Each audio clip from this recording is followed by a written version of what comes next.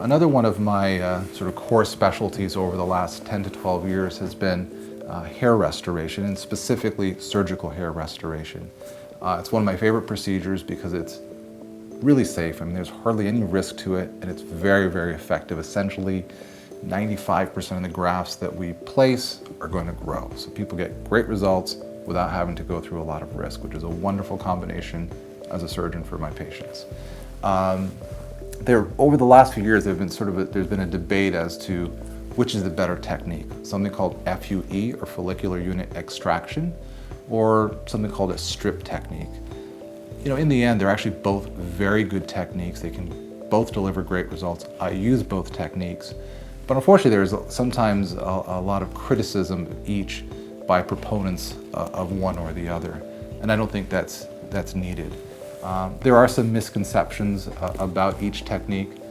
Specifically, when it comes to the strip technique, people worry about the scar that's left behind.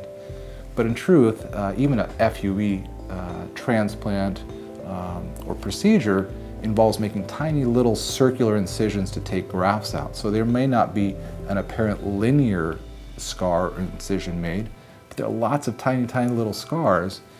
And although they may not be as apparent physiologically and anatomically, they're leaving scarring behind in the posterior scalp. That's behind the head.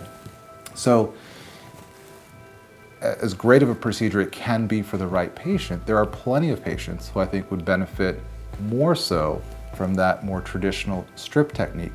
And if it's done well, if that incision is made well by a qualified, talented plastic surgeon, it shouldn't be visible hardly at all. I make incisions on the face all the time for eyelid rejuvenation, for facelifts, and those disappear. So certainly something hidden in the hairline is also going to disappear.